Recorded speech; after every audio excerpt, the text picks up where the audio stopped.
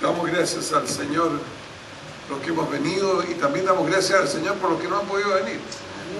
Así que damos gracias a todos y por todos. Y para que el Señor siga no impidiendo la llegada de cada uno, sino que vayan fluyendo a este lugar. Bueno, ya está la tercera y última reunión en la cual hemos hablado sobre un tema muy especial, que el tema, ustedes saben cuál es el tema, pues ya los tengo un poco medio cansados con el tema. El tema es el reino, el evangelio del reino.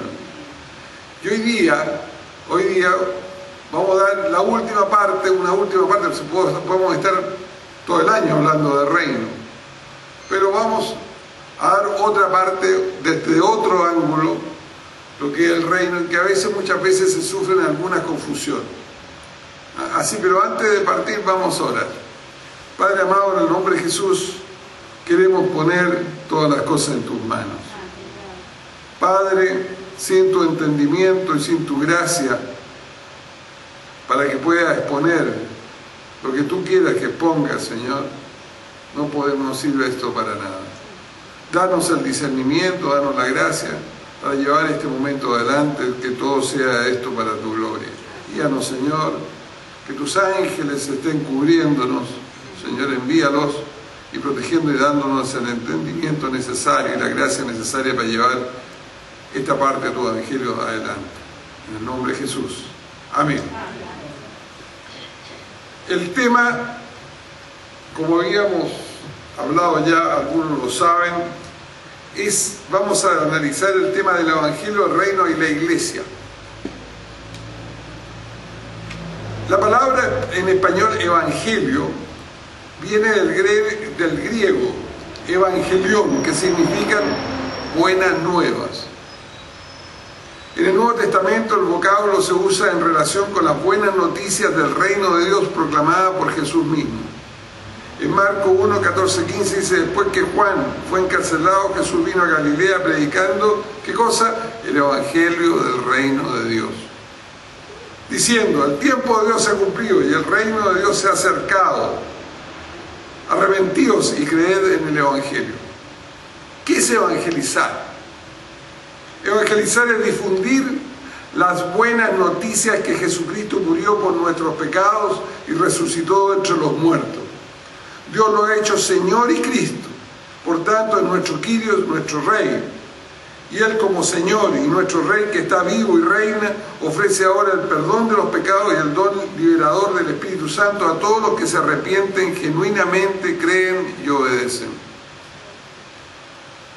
Al evangelizar, Jesús llama por intermedio de sus discípulos a los que quieren seguirlo, a que se nieguen a sí mismos, a que tomen su cruz. Como resultado, las personas, después que se han arrepentido y han reconocido a Jesús como su nueva autoridad de sus vidas, se comprometen a obedecerle en todo.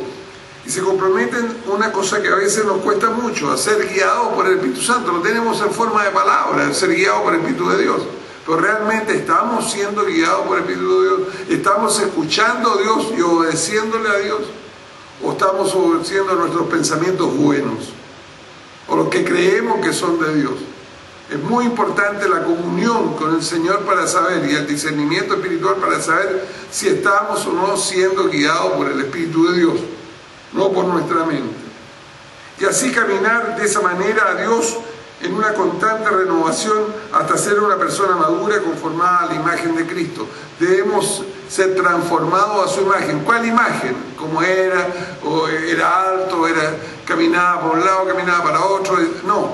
Lo que debemos nosotros imitar es su actitud. ¿Cuál es la actitud de la obediencia de Jesucristo al Padre? ¿Qué es lo que hacía? Él decía que no hacía nada por su propia cuenta, que todo lo que Él veía o escuchaba al Padre, eso hacía. Y eso es lo que debemos imitar. Como Pablo decía: imitadme a mí como yo imito a Cristo. ¿Cómo imitaba a Pablo? Trataba de imitarlo haciendo lo mismo que hacía Jesucristo, no hacer nada por su propia cuenta.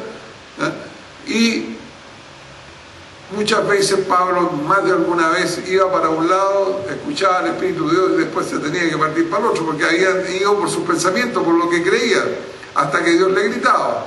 Y lo hacía de nuevo volver a la senda de la voluntad de Dios. ¿Qué es lo que abarca la predicación del Evangelio del Reino? Las buenas noticias que Jesús encierran 4 elementos fundamentales. Primer elemento: esta noticia proclama la muerte y resurrección de Jesús. Sus testigos además solían agregar su nacimiento, su vida, su obra, sus palabras y enseñanza, su reinado, su señorío y su retorno en gloria. El primer elemento sustancial es la buena noticia que Jesús murió por nuestros pecados y resucitó entre los muertos. Estos acontecimientos se presentaban como hechos históricos, concretos y verificables, y no como relatos épicos o legendarios. Eran hechos históricos, cargados de significado, ya que Jesús soportó en la cruz la condenación de todo ser humano, que todo ser humano merece por ser pecador. Con su muerte expiatoria Jesús aseguró la justificación del pecador y con su resurrección poderosa probó que su sacrificio por el pecado había sido aceptado y que no había muerto en vano. Segundo, esta noticia fue anticipada desde antiguo por los profetas del Antiguo Testamento y es autenticada por los testimonios de los apóstoles como testigos oculares de los hechos que se anuncian. No eran cosas épicas, como decían, ni legendarias, eran cosas reales. ¿Y cómo lo hacían los apóstoles? Ellos testificaban por cosas que ellos habían sido testigos oculares de los hechos que anunciaban. Ellos normalmente expresaban: nosotros somos testigos de estos acontecimientos, decían en Hechos 5:32. En otras palabras, los primeros cristianos proclamaban la muerte y resurrección de Cristo según las Escrituras y según lo que habían oído y visto directamente de Él. Tercero, esta noticia tiene que ver no solo con que Cristo hizo una vez cuando murió y resucitó, sino también con lo que Él ofrece ahora. Cristo está exaltado a la diestra de Dios, ocupando un lugar de autoridad y poder, y de esta posición como Señor, soberano y Kyrios, le promete al que se arrepiente genuinamente dones preciosos y gratuitos.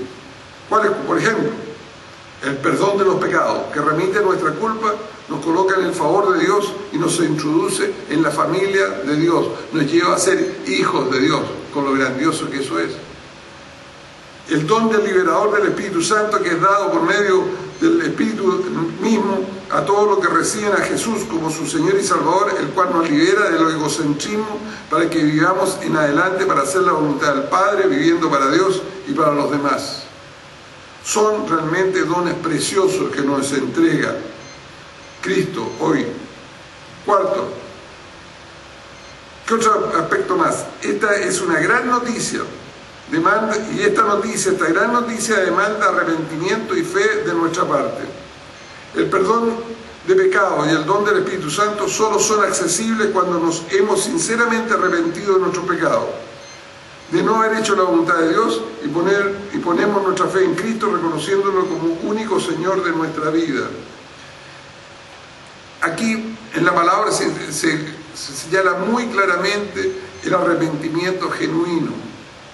Un arrepentimiento que no es cambio, hay cambio de actitud de vida, no es arrepentimiento, le podemos llamar remordimiento o de otra manera, pero no es arrepentimiento. Un verdadero arrepentimiento significa, en base a su traducción del griego, cambio de vida, cambio de actitud. Si una persona que llega a Cristo y no cambia total y completamente de actitud de vida, iba para un lado o va para otro, caminando ahora de otra manera, simplemente no ha habido arrepentimiento, ha llegado a Cristo sin un real arrepentimiento, y cuando se mete al agua no pasa absolutamente nada, fuera de amanecer al otro lado mojado. El perdón de los pecados y el fruto, que es el nuevo nacimiento, nace de un genuino arrepentimiento en el corazón. Y eso lleva a un cambio total de vida y un compromiso completo con su Señor, con Cristo Jesús. Sin conversión, sin real cambio, sin nacer de nuevo, no puede haber señorío. Y sin señorío de Cristo en la vida no hay salvación simplemente. Solamente utopía. Sin señorío, sin Jesucristo sea nuestro Señor, no hay salvación. El arrepentimiento genuino y fe son experiencias que van juntas. Un arrepentimiento no genuino, sin fe, resulta un remordimiento inútil y frustrante, como lo hemos dicho. Fe sin un arrepentimiento auténtico resulta una religión hipócrita y presuntuosa. Cuando hay un arrepentimiento genuino y fe en Cristo, la persona recibe el perdón de pecados y la presencia plena del Espíritu Santo. Esto le permite vivir bajo el reinado o gobierno de Dios y bajo su señorío, el señorío de Jesucristo, y en consecuencia tiene la capacidad de ser obediente a Dios en todo. Estos 4 elementos son pilares del Evangelio apostólico. Los eventos redentores que indican son como los 4 pilares sobre lo que se asienta la evangelización cristiana. Cambiar o distorsionar uno de ellos pone en riesgo a los demás y compromete seriamente la proclamación del Evangelio del Reino. ¿Cuál es la meta del Evangelio del Reino? ¿Cuál es la meta? La meta es que Jesús reine en toda la creación, que Él sea el Rey y Señor de todo. Esa es la meta de la predicación del Evangelio del Reino. Para alcanzar esta meta, la Iglesia de Jesucristo, que está sometida a Él, que lo reconoce, confiesa como único Señor y guiada por el Espíritu Santo, debe llevar una tarea quíntuple. ¿Cuáles son las tareas de la Iglesia? Que está bajo el reinado de Dios. Primero, abrirle los ojos a los incrédulos que por naturaleza y por obra del diablo no pueden ver la luz del glorioso Evangelio de Cristo, el cual es la imagen de Dios. Sin esta iluminación de la mente por obra del Espíritu Santo es imposible que las personas puedan entender el Evangelio del Reino, desear aceptarlo y seguirlo fielmente. La obra la hace el Espíritu Santo. Sin la obra del Espíritu Santo en ese instante no pasa absolutamente nada. Segundo, hacer que los incrédulos se conviertan de las tinieblas a la luz, ya que en su condición caída no pueden ver a Cristo, a este Cristo, que es la luz del mundo, y el único que puede llenar su necesidad. Se trata de que se produzca en la persona un cambio de vida verdadero y radical. Ese es el fin, un nuevo nacimiento, una nueva persona. Tercero, dentro de estas metas, llevar al incrédulo a convertirse del poder de Satanás a Dios, porque solo hecho de cambiar de autoridad de vida y pasar de Satanás a Cristo es alcanzar al Señor. Este cambio es crucial, ya que involucra el repudio consciente de todo lo que hasta ese momento había controlado sus vidas. Y nosotros normalmente nuestras vidas antes de conocer a Cristo está totalmente controlada. ¿Por qué? Por nuestra mente, por nuestros pensamientos y los deseos de nuestra carne. Por esos pensamientos buenos y malos que tenemos desde pequeños. Dice el Señor, mis pensamientos no son tus pensamientos, ni mis caminos tus caminos. Lo que piensas tú bueno o malo no es mío. El verdadero bien, mi pensamiento es hacer la voluntad del Padre, es la voluntad de Dios. Ese es el verdadero bien. No es lo que nosotros creemos bueno. ¿Y qué nos da, qué nos dice el verdadero bien? Es el Espíritu Santo que viene a habitar en nosotros. Si entramos en comunión con Él, Él nos revela la voluntad del Padre que debemos hacer. Y ese verdadero bien lo hacemos, todo va de maravilla. Cuarto, hacer que los incrédulos por medio de la fe en Cristo reciban el perdón de los pecados. Este perdón, que es don de la gracia de Dios, solo es posible cuando se produce el cambio de alianza y de autoridad. Si no hay cambio de autoridad, si no seguimos basados en nuestra vida, creyendo que somos cristianos y seguimos basados en nuestros pensamientos, guiados por nuestros pensamientos, nuestros buenos propósitos, nuestros planes, simplemente no hay cambio de autoridad porque le estamos obedeciendo al enemigo. Nosotros como cristianos tenemos que obedecerle al Señor, y para eso es la íntima comunión con el Espíritu Santo. Y Él nos va a revelar, nos revela cuál es la voluntad del Padre, y esa es la que debemos hacer, y a esa autoridad debemos de obedecer. Pero normalmente, muchas veces, no todo, no pasa seguramente aquí en la iglesia, algunos obedecen su pensamiento solamente, andan con sus buenas ideas, sus buenos planes o proyectos. La cosa es de otra manera.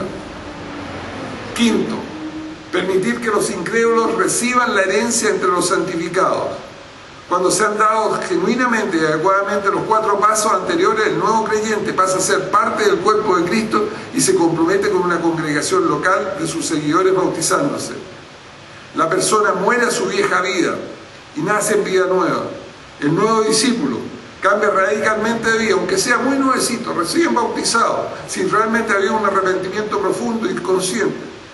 Es cambia radicalmente de vida, es guiado por el Espíritu Santo para ser transformado a la imagen de Cristo.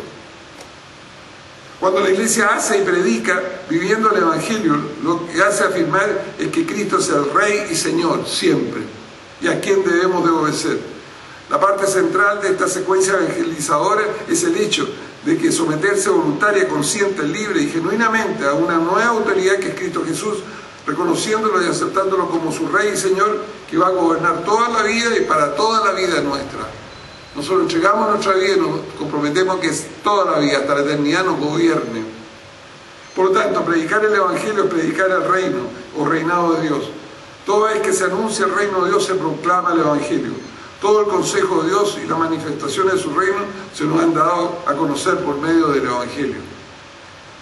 El Evangelio, por lo tanto, involucra a quién directamente también, a la iglesia, que es un punto muy básico, que es la parte donde íbamos a unirlo nosotros esto, del Evangelio del Reino con la iglesia. El foco del Evangelio del Reino no es la iglesia.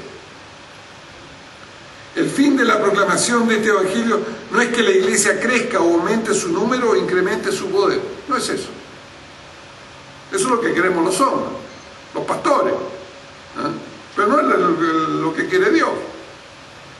Una de las críticas más agudas al movimiento de crecimiento de la iglesia ha sido precisamente señalar su enfoque eclesiástico céntrico y su aparente idea de que el propósito principal de la misión cristiana es la multiplicación de iglesias o su crecimiento numérico.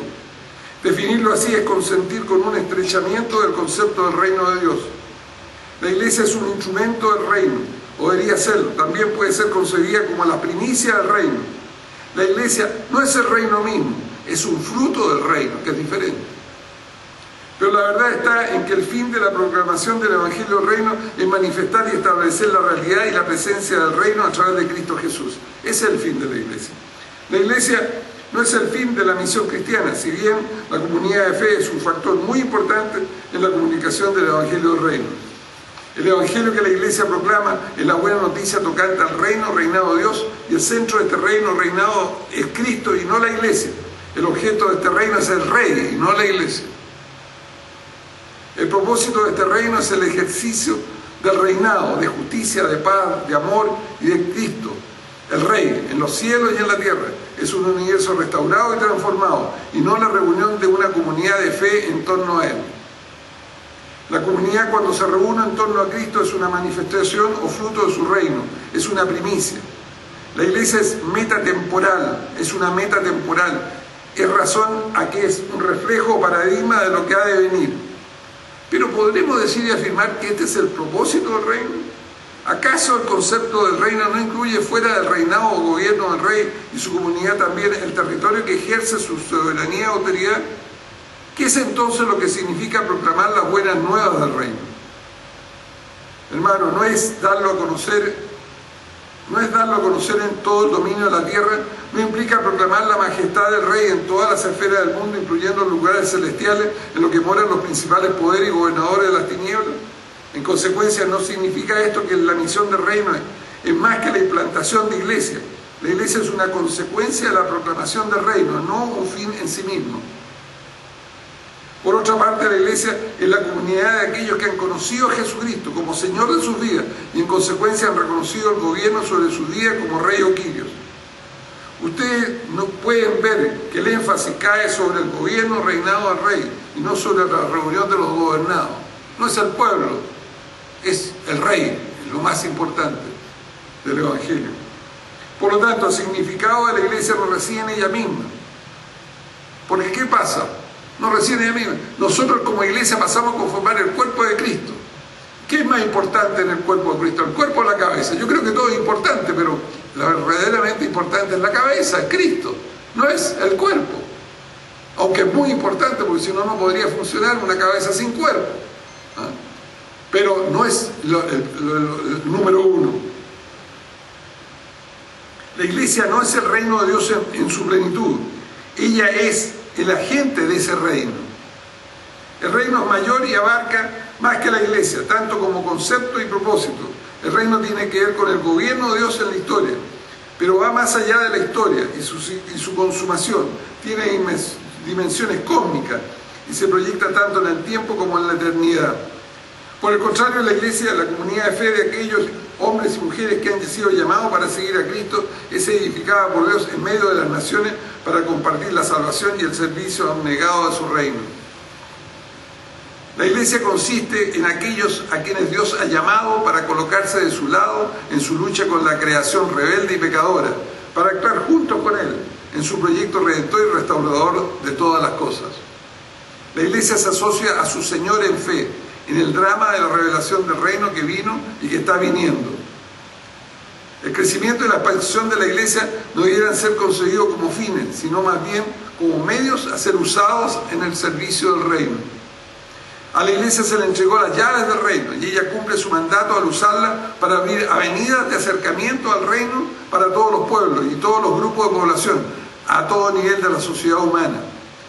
El reino de Dios es toda la acción redentora de Dios en Cristo en este mundo. La iglesia es la asamblea de aquellos que pertenecen a Cristo por haberle confesado como único Señor y lo obedecen. El reino es la realidad mayor que incluye a la iglesia y tiene a Cristo como su centro y su cabeza. La iglesia no es un fin en sí misma, sino es una comunidad temporal de hombres y mujeres redimidos para proclamar la realidad del reino de Dios. En este sentido, la iglesia es una agencia del reino y una primicia del mismo, pero no es el reino ni lo expresa en su totalidad. La iglesia siempre debe dar testimonio del dominio de Dios. Nunca debe estar satisfecha con su propio crecimiento numérico y perder de vista su verdadera meta.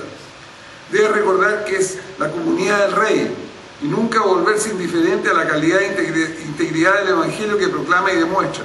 Es crucial que se predique el Evangelio completo. El Evangelio del Reino es en el poder del Espíritu Santo y que se viva en toda su dimensión profética, evangelizadora y discipuladora. Cuando la iglesia es verdaderamente profética, hace que la causa del reino avance.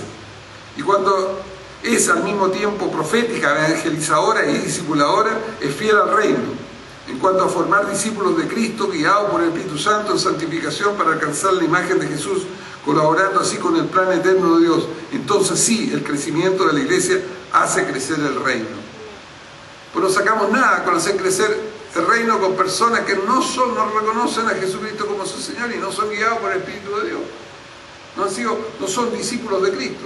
Tenemos que crecer, no en creyentes, tenemos que crecer en discípulos, en hijos de Dios, en hombres y mujeres entregados a Cristo haciendo la voluntad del Padre. No en hombres asistentes a la congregación o mujeres asistentes a la congregación que vienen aquí a cargar las pilas y afuera siguen haciendo su vida igual que antes, igual que siempre. El llamado universal para ingresar al reino que anuncia el Evangelio. El Evangelio tiene un llamado universal, en el sentido que la obra redentora de Cristo es para todos los seres humanos sin distinción alguna. Sin distinción de sexo, sin distinción de dinero, sin distinción de posición económica, sin esclavos o libres, etcétera, etcétera. El propósito y deseo de Dios es que todos sean salvos por fe en Cristo. En este sentido, la universalidad del Evangelio se cuestiona hoy día dentro y fuera de la iglesia, influenciada por el pluralismo y relativismo religioso. Sin embargo, el único Evangelio que reconoce la Biblia es el Evangelio que proclama a aquel bajo cuyo señorío se integra todo el orden creado. Como indica Pablo, Dios se ha propuesto unir todas las cosas, tanto en el cielo como en la tierra, y crear una nueva humanidad con gente de toda raza, lengua, pueblo y nación. Así que pues el señorío y la universalidad de Jesucristo corresponde a la esencia del Evangelio. El carácter universal de la fe cristiana y la confesión del señorío de Cristo confieren a la iglesia una dimensión misionera. En consecuencia, la iglesia es enviada al mundo para vivir y ser mensajera de la universalidad del Evangelio. El universalismo bíblico está bien ilustrado con el mensaje del profeta Isaías, que dice: Él afirma que Dios es el creador de todo, por lo que Él es el Dios de todo. El profeta señala que Dios desea la adoración no solo del pueblo de Israel, sino de todas las criaturas. Además que Dios ha escogido a Israel para que sea la luz y revelación de las naciones y lleve la salvación hasta los confines de la tierra. Dios quiere abrazar a toda la raza humana, no a alguno. En la iglesia cristiana su misión es mucho más evidente por la predicación del Evangelio del Reino. La fe cristiana es una fe universal. no solo porque invita a todos los seres humanos en cualquier lugar a seguir a Cristo, sino porque puede florecer en cualquier contexto y en las circunstancias más diversas y más increíbles. El Señor se revela en lugares realmente impresionantes, en medio de un lugar que no existe el Evangelio, Él se revela. Hay miles de testimonios que hoy día está el Señor revelándose en el pueblo chino, en el pueblo musulmán. Se está revelando, muchos que ni lo conocen no lo han conocido nunca. A pesar de esta gran capacidad de adaptación del Evangelio del Reino, posee un tronco que no cambia y que le permite identificarse siempre. El corazón del Evangelio del Reino está constituido por 5 elementos fundamentales. Los eventos del Evangelio. ¿Cuáles son los eventos del Evangelio? La muerte, sepultura y resurrección de Jesucristo. Segundo, los testigos del Evangelio, las escrituras del Antiguo y los mismos apóstoles, del Antiguo Testamento y los mismos de los apóstoles, las epístolas y toda la parte del Nuevo Testamento. Las afirmaciones del Evangelio, Jesús es Señor y también Salvador. Las promesas del Evangelio, el perdón de pecados y el don del Espíritu Santo. Y quinto, las demandas del Evangelio, el arrepentimiento genuino, la fe, el bautismo, nacer de nuevo, hacer la voluntad de Dios bajo la guía del Espíritu Santo, llegando a ser transformado a la imagen de Jesucristo. ¿Cómo vamos, hermano? ¿Bien? Dios quiere que no se me queden dormidos. Amén. Dios quiere que sea claro. ¿Qué es el reino? Vamos a ver qué es el reino. El reino de Dios es la totalidad del reinado de Dios en el universo y en los cielos. Estamos viendo el reino de otra parte, como lo hablamos el otro día, de otro ángulo. La Biblia menciona de 3 maneras el reino de Dios. De 3 maneras lo menciona. Primero, en el sentido universal, lo menciona como el gobierno de Dios de todas las cosas creadas.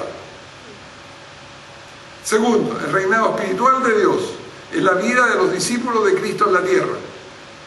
Jesús reina a través de sus discípulos, guiados por el Espíritu de Dios. Tercero, se habla también, la Biblia habla del reino futuro, en el cual el cielo, la tierra y los seres humanos serán reunidos para experimentar la plenitud del reinado de Dios al final de los tiempos, cuando Cristo vuelva. Amén. En sentido más restringido, el reino de Dios representa, primero, su señorío particular sobre los seres humanos, que voluntaria y libremente lo reconocen como rey. La influencia para bien a los que le obedecen. Tercero, el poder recorrer el camino de salvación a los seres humanos que entregan su vida genuinamente a Jesucristo, reconociendo y aceptándolo como su Señor y recibiéndolo como su Salvador mediante la fe.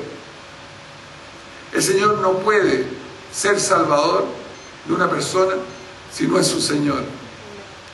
Para que pueda Él salvarlo, tiene que ser su Señor. Los cristianos deben orar y predicar el Evangelio, las buenas nuevas del reino, proclamando que se ha acercado a los hombres y que los llama a que se arrepientan y que entren en Él, con el fin de que la voluntad del Padre sea hecha en la tierra. La plena consumación del reino de Dios se realiza cuando vuelva el Señor Jesucristo a gobernar en persona la tierra en los tiempos finales.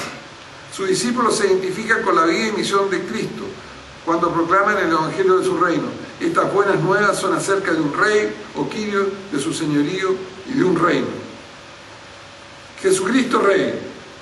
Los cristianos evangélicos no han prestado suficiente atención para reconocer a Cristo como su Rey a través de los tiempos. La teología evangélica ha insistido en el tiempo solo con reconocer a Jesucristo como Salvador, el Salvador personal de las personas, dejando generalmente olvidado el reconocimiento de Jesucristo como Señor y Rey, y quien debemos obedecer en todo, guiado por el Espíritu Santo. ¿Cuántas veces hemos escuchado, algunos ha ido a alguna iglesia de la iglesia evangélica y dice que pasen adelante los que quieren reconocer que reconocen a Jesucristo como su Salvador? Y pasan adelante y le dice, si tú reconoces a Jesucristo como tu Salvador personal, eres salvo. Y está muy bien, pero eso no es bíblico, no sale en ninguna parte de la Biblia. Lamentablemente el mundo evangélico cambió el evangelio. La Biblia dice otra cosa: si reconocemos y aceptamos en nuestro corazón, con todo nuestro corazón, a Jesucristo, lo reconocemos como Señor de nuestra vida y que Dios lo levantó entre los muertos, seremos salvos. Pero no dice lo otro. Primero tenemos que reconocerlo y aceptarlo y ser nuestro Señor, nuestro Quirio, nuestro Rey, antes que nos pueda salvar. Pero Él es nuestro Salvador. y nuestro real Salvador.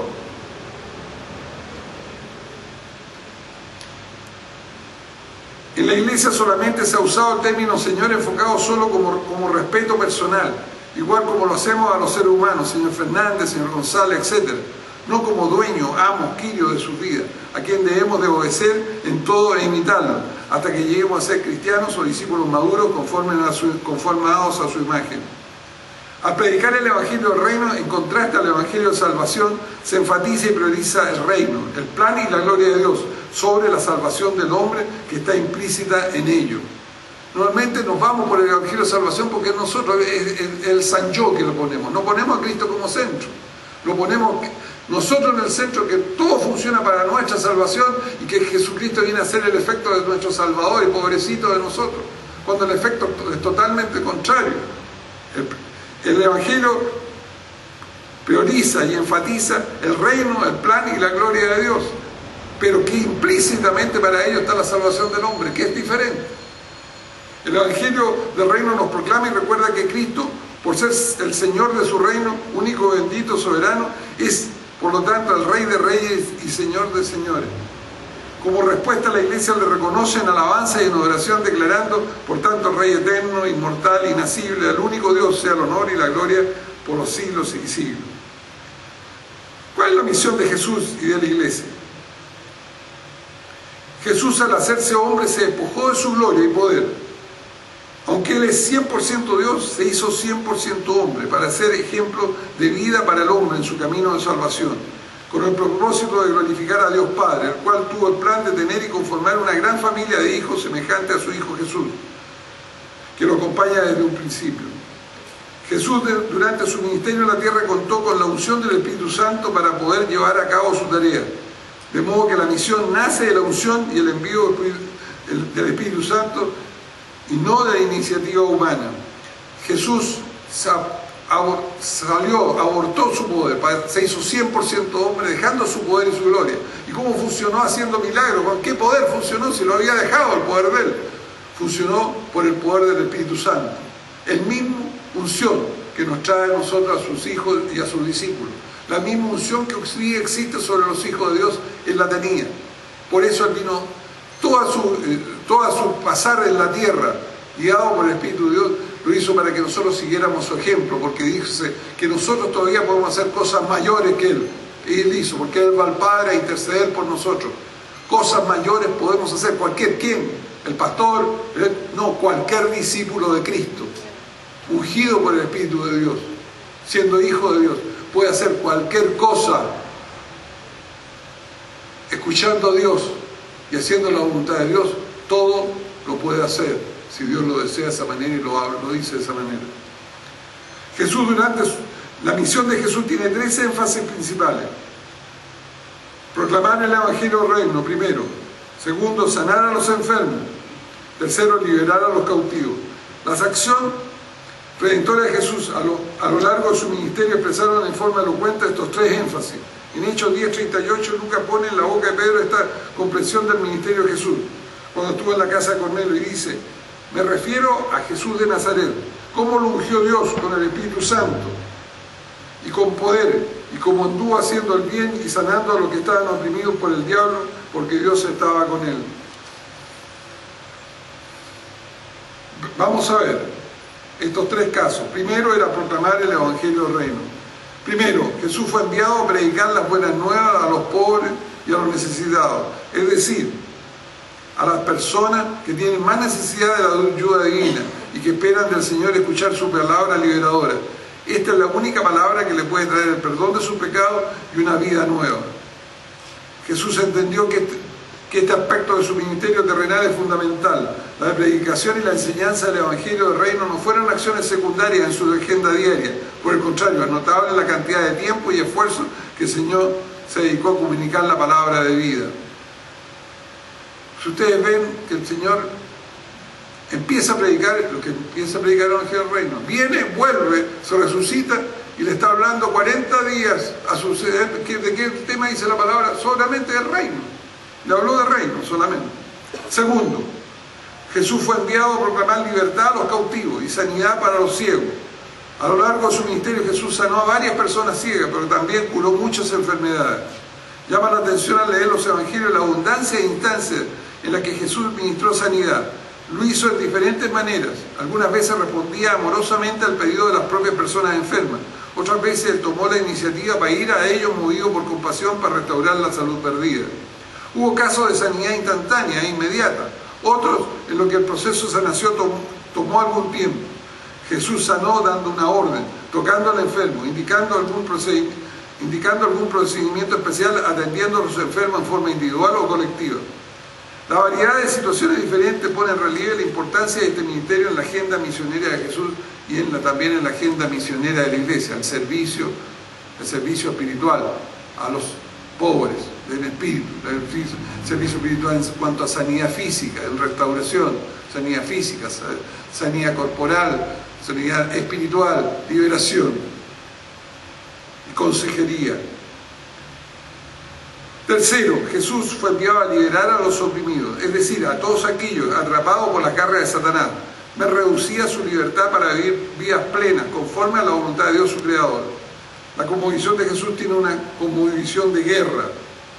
¿Cuántos hemos estado desde chicos atrapados, encadenados y llevados a hacer cosas que nosotros no queremos? Nuestra libertad muchas veces estamos atrapados, no tenemos salida. El único que nos puede dar la salida es Jesús. Para Jesús, que tenía esta cosmovisión de guerra, para él habían dos fuerzas en pugna en el universo creado. Según Jesús, el Creador estaba en conflicto con la criatura rebelde. El reino de Dios confronta la resistencia y desobediencia de un improvisado reinado de las tinieblas, bajo la conducción del príncipe de las tinieblas.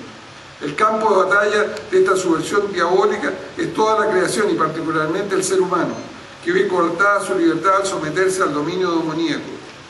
Jesús vino a desbaratar la rebelión demoníaca y a ganar la victoria definitiva en este largo conflicto cósmico. Al finalizar los tres énfasis principales del pasaje de Lucas 4:19 agrega: a pregonar el año del favor del Señor. Este anuncio tiene que ver con la totalidad de las acciones redentoras del Señor que hemos visto.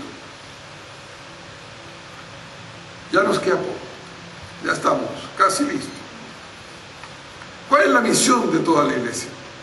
Lucas describe a Jesús no solo como el enviado de Dios, sino también como el que envía a otros en su nombre.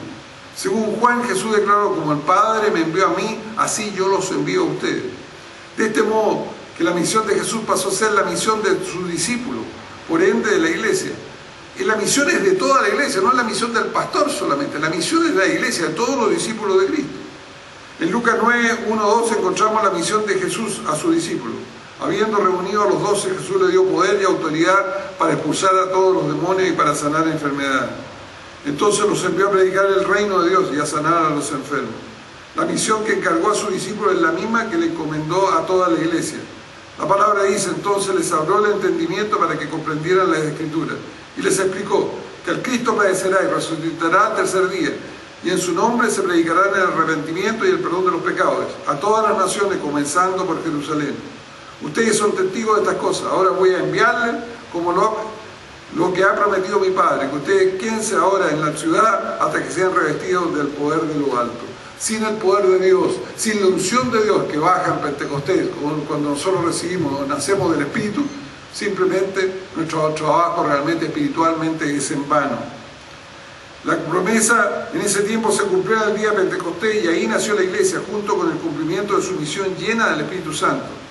La iglesia sin el Espíritu Santo no puede llevar la misión encargada por Dios, siendo su testigo, y menos la predicación del Evangelio del Reino.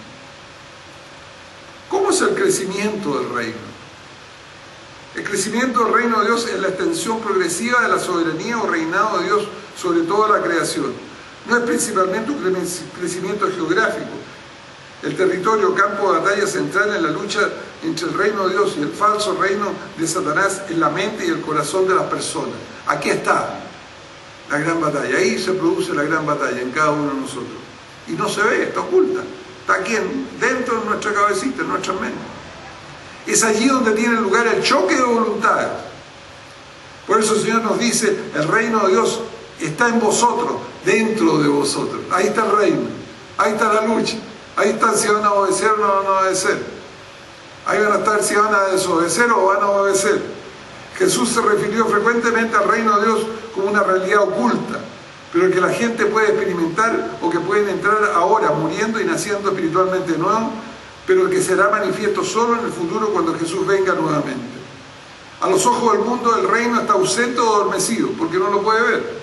Pero los discípulos cristianos que hoy saben que Jesús se ha acercado y está en medio de ellos, que el reino puede y debe ser predicado y proclamado.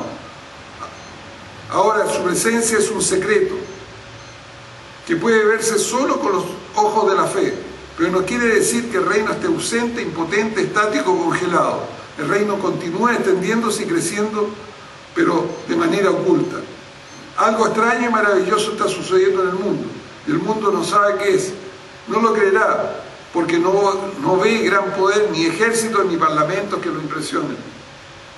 Pero los discípulos cristianos saben que el reino de Dios ha aparecido en Jesús, que está presente ahora espiritualmente en medio de la iglesia, que está actuando secretamente en el mundo y que vendrá con poder verdadero y creador, restaurador y juzgador cuando Jesucristo regrese. El crecimiento del reino no es lo mismo que el crecimiento de la iglesia.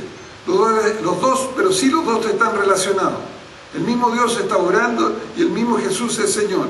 Pero el crecimiento del reino es oculto, más misterioso, sutil, y el crecimiento de la iglesia es visible y puede ser medido hasta estadísticamente. El reino de Dios es el reino de la verdad y crece como levadura. Por lo tanto, donde se ha llevado el evangelio con fidelidad, allí ha leudado la sociedad. La iglesia puede ser muy pequeña numéricamente, pero el poder de la verdad va penetrando en la sociedad y eliminando la falsedad. Para terminar, la iglesia debe siempre dar testimonio del dominio de Dios mediante la obediencia a la guía del Espíritu Santo. Nunca debe estar satisfecha con su propio crecimiento numérico y perder de vista su verdadera meta. Debe recordar que la comunidad del Rey y nunca volverse indiferente a proclamar y vivir el Evangelio. Vivir un Evangelio parcial, sino vivir y proclamar el Evangelio completo bajo la guía del Espíritu Santo, que es el Evangelio del Reino en toda su dimensión profética, evangelizadora y discipuladora. Amén. Gracias, Señor, te damos. Te damos. Salimos bien, quedamos a la hora, me apuré. A ver, vamos a recoger. No era. ¿Y cómo se me voló un ojito? Era otro. Bueno, como tenemos un pequeño tiempo y damos gracias, Señor, por esto, vamos a orar en este momento. Y también, si hay alguna persona que tiene una dolencia o tiene algo y que desea en este momento con suma urgencia que oren por ella, tenemos un poquito de tiempo. No sé si el pastor me permite, podemos orar por esa persona. Así que lo voy a, además, si alguna persona pasa, lo voy a pedir al pastor y a algunos líderes que se acerquen para que me acompañen. Así que, Señor, te damos gracias por todo este compendio de información que hemos recibido en nuestra mente. Señor, acláranos, guíanos y danos entendimiento de lo que es tu reino y lo que es la iglesia y cómo hemos de llevar y vivir este reino. Porque no sacamos nada con predicarlo, no sacamos nada con teológicamente poderlo decir y explicar, sino lo que debemos de vivir bajo tu reinado, haciendo tu voluntad en todo. Señor, queremos eso, no tan solo conocer el Evangelio, queremos vivir tu Evangelio. Por eso, Señor, guíanos a una profunda intimidad contigo. Enséñanos a escuchar tu voz, Señor, y ayúdanos a obedecerte en todo. En el nombre de Jesús. Amén. Amén. Gracias, Señor.